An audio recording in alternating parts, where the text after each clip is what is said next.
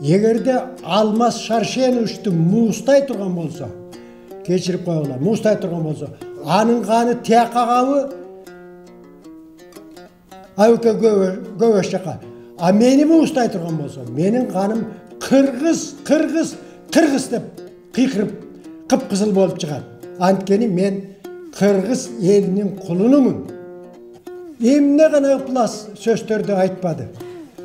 Бұл кішінің көкірегі көр екен.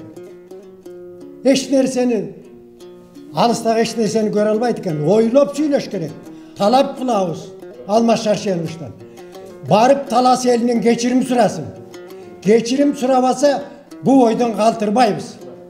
Қалтырбайбыз бұл ойдан. Біз Таластың бір емес, екі президентті ұшаққа чейін қуып келіп тұрып, жоғатқан елбіз. Еш нәрседен тартына тұрған ел емеспіз.